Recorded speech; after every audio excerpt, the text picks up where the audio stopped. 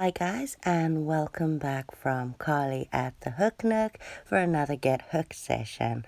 Now it's October 2020, so Halloween is technically cancelled, but that doesn't mean we can't decorate the house. So today we will be making this easy spider web in 8 rows. Materials needed are a pair of scissors, your hook, I'm using a 3.5, see if we can see that. Ooh, bright light, and a darning needle just to clean those ends up at the end. This one is a bit on the chunky side, but I do like the big hole. You'll also need some yarn. You can use any one. My little girl said she wants a black spider web for her room, so I've got this normal DK 4-ply black yarn that cost me 99p in town today.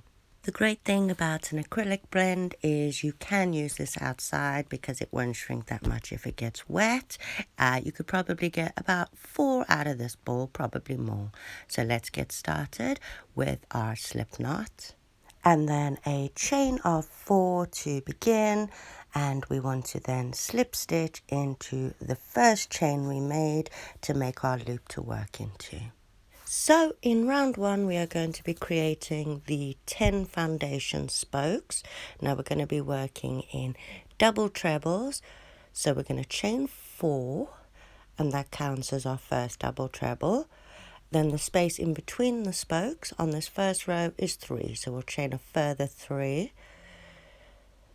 Then to complete the double treble, you wrap your yarn 3 times, go into that loop, working with the tail to hide it in, and we're going to wrap at the back, wrap and pull through 2, wrap and pull through 2, and then wrap and pull through 2 again, and our final wrap and pull through 2.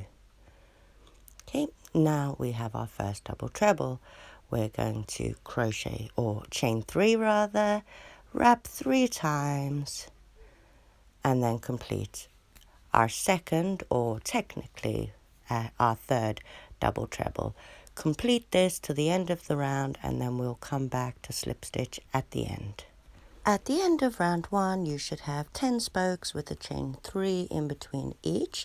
So now we're going to chain that final 3, and we are going to slip stitch to the 4th chain of that chain 4 that we did. And that completes row 1.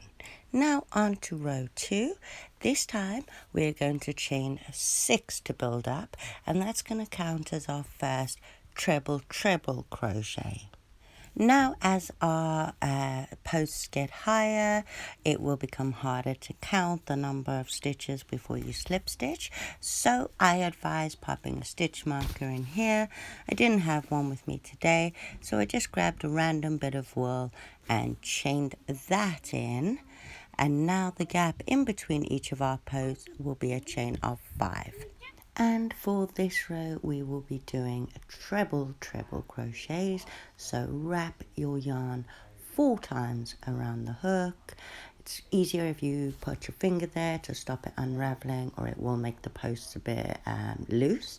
So wrap and pull through 2, wrap and pull through 2 until you have none on the hook, and then chain 5 again. Oops, dropped it there. Chain 5 and continue that all the way around to the end, and I'll meet you there where we will slip stitch. And now at the end of row 2, we're going to chain off 5 again, and then we're going to slip stitch. In my case, it will be the one below the stitch marker, which will be number 6, as I crocheted mine into, or chained mine into, the 7th hole. So we'll just slip stitch at the end to complete round 2. And then on to row 3 and 4. We will continue to do the chain 6 and the trebles for these rows, but we are going to increase the gap in between by 3, and we are now chaining 8 in between each with a treble in the bar. So on to row 3. Chain 6 again and place your stitch marker. that chain 6 acting as your first treble. Now we are going to chain 8 in between, and then again we will wrap our yarn 4 times and complete a treble in the first bar, and then, or the next bar along rather, and then chain 8 again and continue this, and I'll meet you guys back at the end. Coming to the end of round 3, we have chained our final 8 and we are slip stitching at the top of that 6th stitch to join. Now a row 4, we are going to be adding 5 more spokes. So at the top of this one, we're still going to be staying with the treble, so we're going to chain 6 and then pop in our stitch marker, and then chaining a further 8 again in between each of our spokes. However, this time, rather than moving to the next, we will wrap 4 times and we will do our treble into that same hole that we've just come out of. So we will have 2 in the first one, we'll then chain 8 again, and then do 1 in the next, 2 in the next, 1 in the next, 2 in the next. So now our 10 spokes have become 15 spokes. Then chaining 8 and slip stitching in our 6th crochet or 6th chain again in the first one to complete row 4.